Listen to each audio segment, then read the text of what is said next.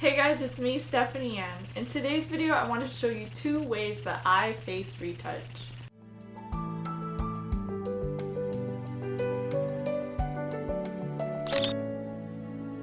One is a very simple but time-consuming one, and the other one is a little bit more detailed with different steps. I now do the second way more, which is known as frequency separation. I actually just learned that, and I know there are tons of tutorials on that on YouTube already. However, I just wanted to show you guys how I learned it and how I'm using it in case you're curious about my particular technique. The first kind of a technique that I want to show you is an older one. So here I have a self-portrait. I have pretty bad acne and a lot of texture on my skin, but I had put on makeup. So as you can see, I have a little bit of wrinkles on my forehead, a little bit of hairs on my jawline. So using the first technique, you open up your photo, of course, and once you have that open, I actually start with the spot healing brush. Now it's going to be a little bit weird because I haven't been doing my old technique in a while, but if you see my photography, you would know that I have been retouching faces for a long time now, but also because I had to deal with acne for so long that it was just something important to me to be able to look at myself without it, and the only way to do that was to fake it on Photoshop. The first step is to, like I said, get the spot healing brush. Make it a size that isn't too big or too small or anything. Something that's gonna cover the little tiny blemishes. So I'll go around and I'll just start to find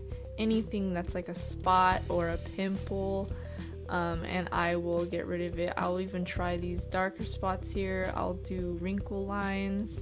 Sometimes it's not going to do the best, but it's a very easy tool. If you want to make some variations with the healing brushes, you can also use this healing brush tool. It's not the spot, you click where you want it to be. So say I like this spot in my skin, and then I will then kind of use that spot to heal, I guess you could say, these other spots. Whoops.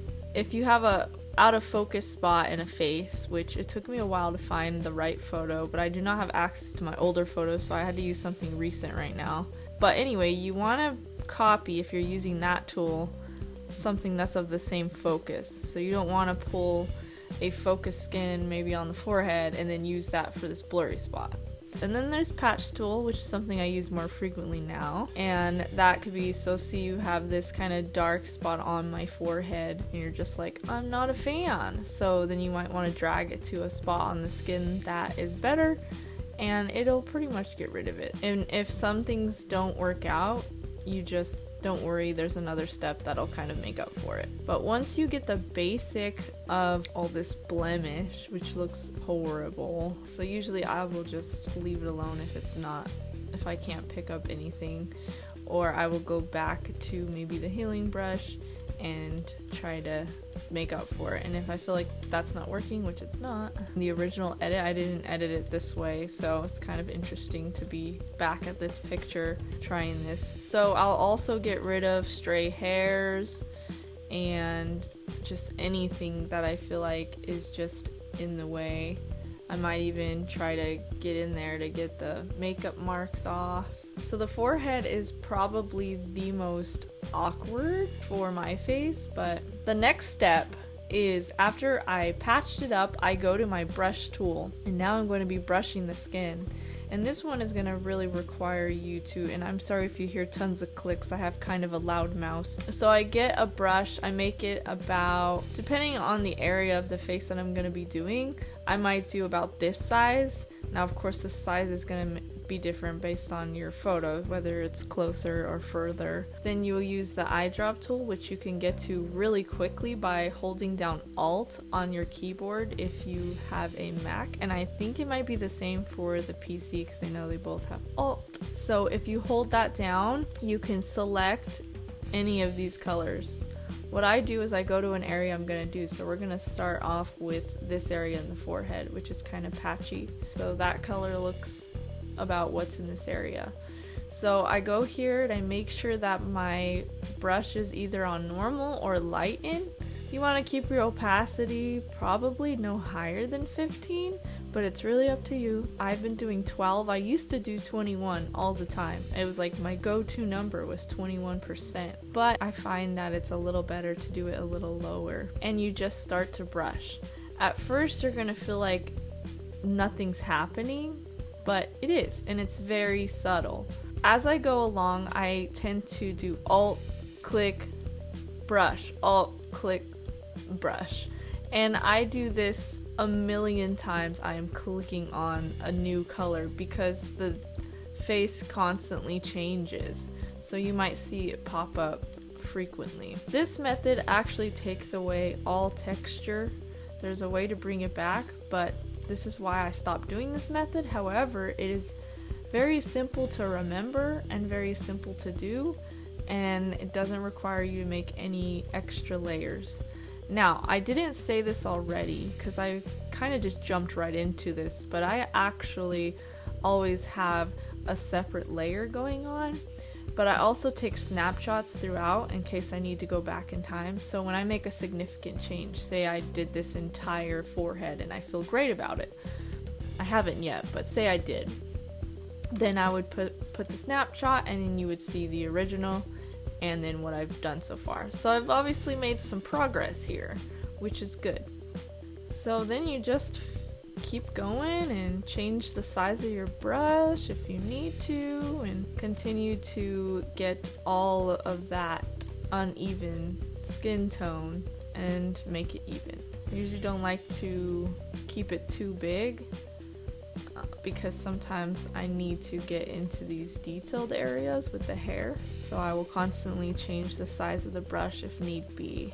Going down to the nose. So in the nose, I actually do like to use lighten just because there's dark spots from the pores, and I will pick a lighter color and I will do that, and it will focus a lot on lightening the dark spots.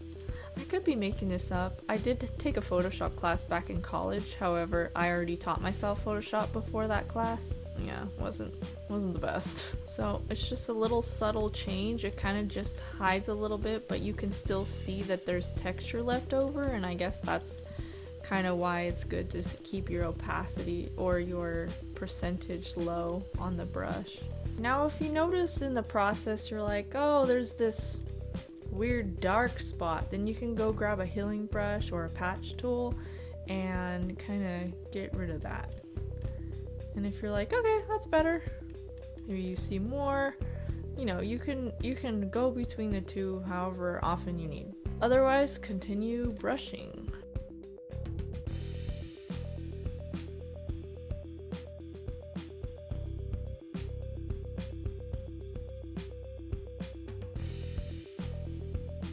If I do horrible and I'm like, that's horrible, I just kind of pretend it never happened and I quit out of the picture, and you know, I just, like I said, I pretend like it just never happened. Abort. Okay, so after I kind of went in detail, I usually will make a pretty big brush here and I'll just kind of do like a little overview to blend it all in. It's almost like putting on makeup, almost, for those of you who put on makeup. And I forgot to mention this, but I always make sure my hardness is at 0% because you want it to blend very nicely, and so you want it to be very feathered. If you had a very hard edge, it would just be a circle and it might just look like that, and that is horrible, as opposed to like that. Just to make sure you guys kind of caught on there that the hardness is at 0. Now you don't want to overdo it, and I tend to overdo my own face because, I don't know, I don't like my acne and I feel like it's just so obvious and I'm constantly trying to get rid of it. So sometimes I catch myself almost overdoing it. It's also really hard if you're dealing with smile lines and at the same time you have wrinkles maybe that aren't flattering, or you have bumps and acne and textured skin like overlapping the smile lines, and it's so hard to get through that. So what I tend to do is I just kind of try to lighten it, or I just get really detailed and do kind of just the little areas to at least make it less obvious. Now, again, I don't use this method anymore, but here and there I will maybe do a little bit of it, or I will try it. You know, maybe you have music playing, you're enjoying your life, and you're like just editing a photo, whatever gets you through this rough time if you have skin like mine. So I usually get a snapshot, I zoom out, and I'm like, yeah, I like that. That looks great. And if that's how I feel, which in this case, I feel like if I go anymore, I'm gonna overdo it. So we're gonna stop right there. And that is the first method. So I will show you the before and the after. We'll zoom in a little here. So we've got a snapshot, and then we've got the before and the after. Now, you'll probably notice the difference in this one is that we lose the shine and it looks a little more matte. Quick way to kind of maybe help that and bring that back is to get the dodge tool over here. Click on dodge tool.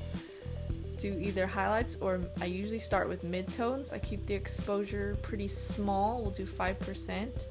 And think of that highlight area that was there before, maybe about this big. And I'll kind of try to bring it back. So it was on my cheek, it was on my nose, and it was on my forehead. Now if it looks fake, then throw the picture away and pretend it never happened. Remember, that is the answer to everything. It's different for every photo. This was a pretty hard one for me to pick. I don't even know why I did. Part of me is like, maybe I should pick another one, do another video and pretend this one never happened. But the other part of me thought I might as well be real on here. I won't go into my editing process. This is just the face retouch. I will show you at the end of this video the actual edit that I did in the first place, and then of course you'll get to see this one compared to the others. Now let's move on to the second way to face retouch. Right, so now on to the second technique. Now I'm still a little new to this one, but I figured I would show it because I feel like once you learn it, it's pretty fun to try different ways to fix the face and different blendings and all of that. So I figured I would at least share it because I have been using it more frequently, and it is definitely a lifesaver in a lot of times that I don't want to be brushing the face over and over. So you might have heard about frequency separation, and for a while I had no idea what people were talking about, and I finally learned it, and then I realized this way makes much more sense. And it's awesome. So I might be a little rusty on how to get to the actions because I actually recorded myself over in actions over here doing it before. And ever since then I just play what I recorded. So that means I don't constantly have to go and do each step by clicking everywhere. In my case, I want to make sure I kind of teach you guys how I'm doing it. So what you want to do is duplicate the background, and the way that I duplicate backgrounds is I click background and I drag to this little icon down here, and it will just make a copy. Once you get that copy, you're gonna go down to filter, blur, and I don't know how to pronounce this. I've always said Gaussian blur, but I've heard it differently, so leave a comment if you know how to pronounce that. So we click on this blur tool. I have mine set to 8.5 on the norm. Your picture maybe is closer or further. You could play around, but you don't want it to be super blurry or anything like that. Just a little bit is fine. So then I say okay. And then after that, I duplicate the background again, and I get this second copy. I usually put it up there. And then on that one, we're going to go to image and then apply image.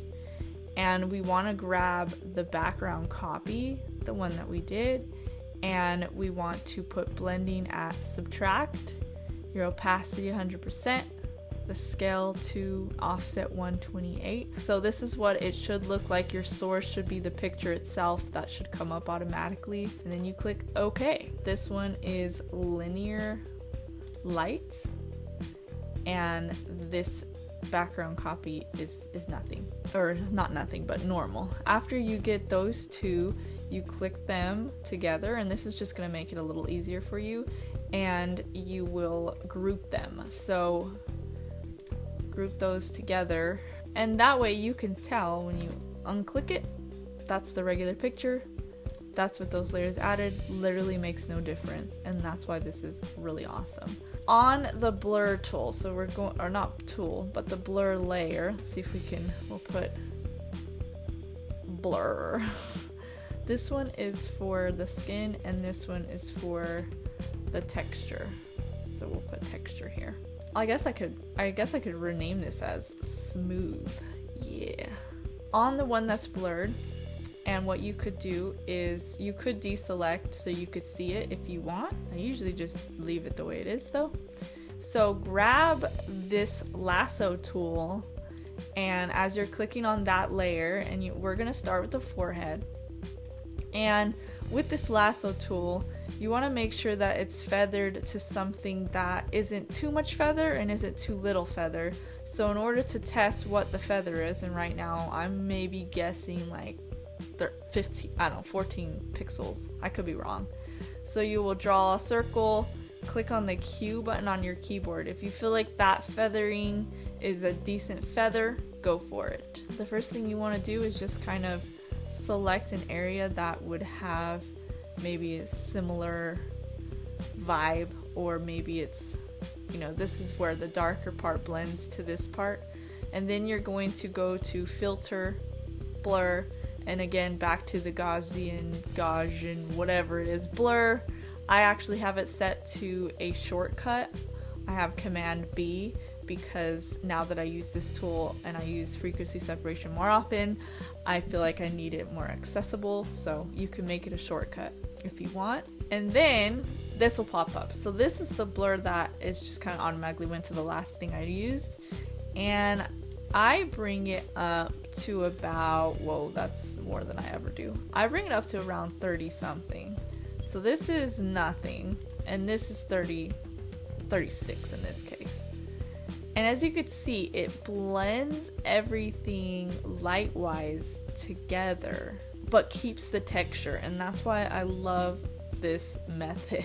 Now in this case, I have this lighter area, and I might want to select it by itself, kind of find what works there, and then what works there, and maybe down here, and you just keep doing spots. So you work your way through the face.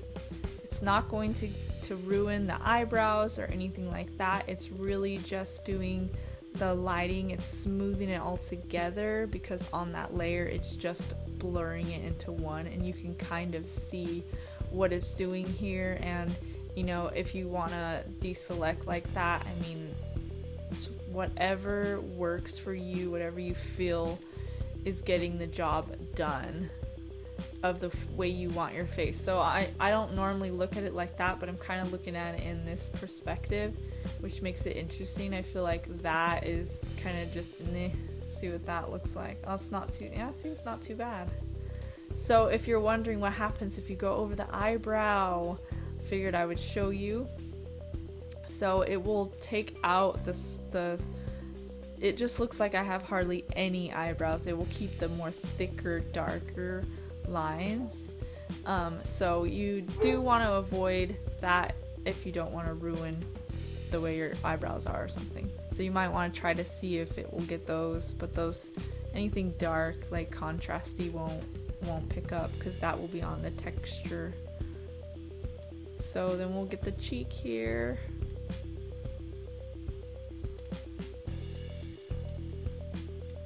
Go, and we'll get a little bit of the highlight part.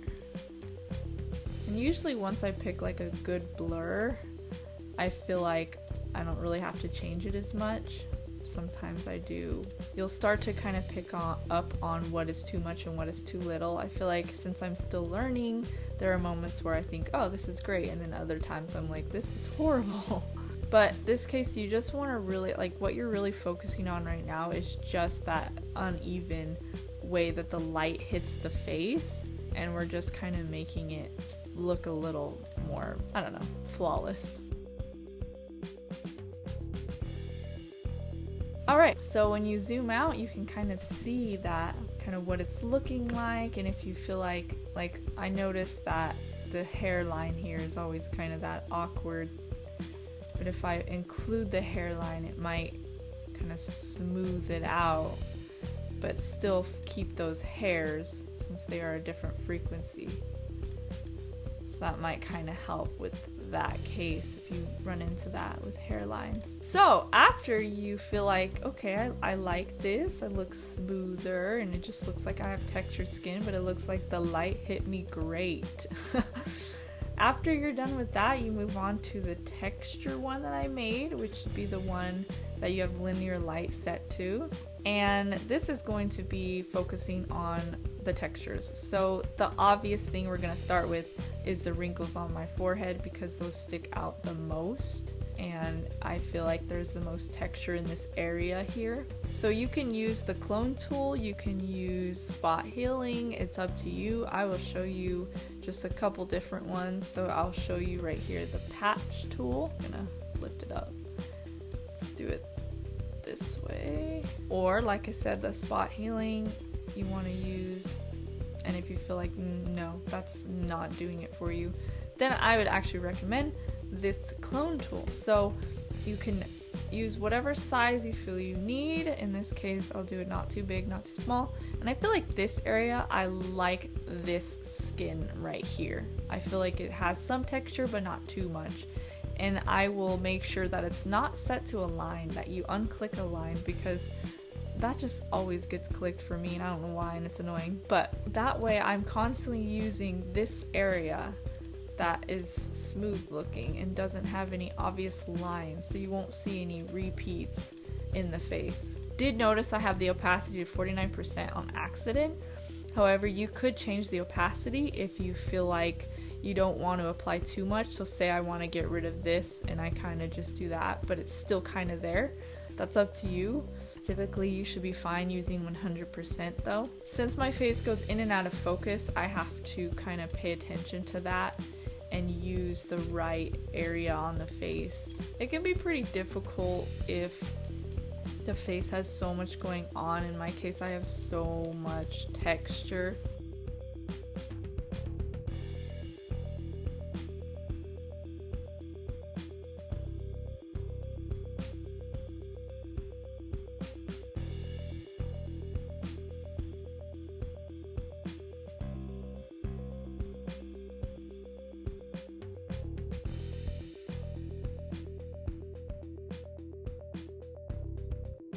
So this one is definitely a little more done than the original that I did. The first one I did, I kept it pretty light, but I just really wanted to show you kind of what you can do with the tool, how smooth you can make it look, how fake or not fake. I figured it would be a little more obvious of what it does if I kind of just maybe overdid it a little bit. So I will insert the picture that I originally did, and then I will show you the differences, but hopefully that helped you guys in figuring out the different ways you could edit.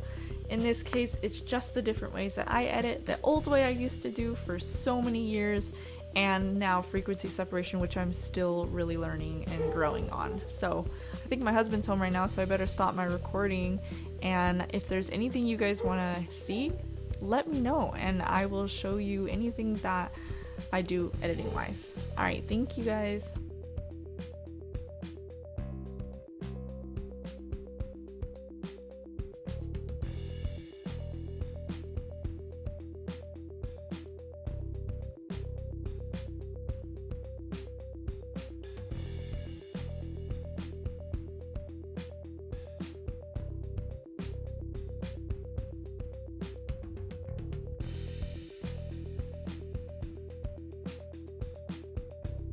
Thank you guys so much for watching. I really hope that you stick around. Remember to hit the like and subscribe if you want to see more. I have so many things coming up, so many things I'm excited about, and it would be really awesome if I could get more feedback on what is useful or what you like about my photography that is something maybe you want to learn or something that interests you. In the past, I've been known for self-portraits, and I used to do a lot of self-portrait work, and I noticed that my channel here from past videos that my self-portrait tutorials or anything dealing with self-portraits are the most viewed. Because of that, I knew that maybe it would be better if I dove right back into self-portrait soon and occasionally still threw in the behind the scenes with models, because that's always fun. So if there's any type of video or idea that you haven't already told me and you've been wanting to tell me, please leave it in the comment below. I do take these suggestions seriously because I'm taking my YouTube seriously now, and it's been quite a few years of just putting it off and putting it off, but I don't want to do that anymore. Right now, I'm trying to get my body in shape, I'm trying to feel good about myself, I'm trying to eat better, and I just went through a very, very rough patch, and I won't go too far into that or anything like that since this is not story time. But if you are curious to know the story, I'm more than happy to share what's been going on. But if you're not, and you're just here for photography, then please subscribe and you will see many videos to come. All that to say, enjoy your day. I just had to get that out there in my outro.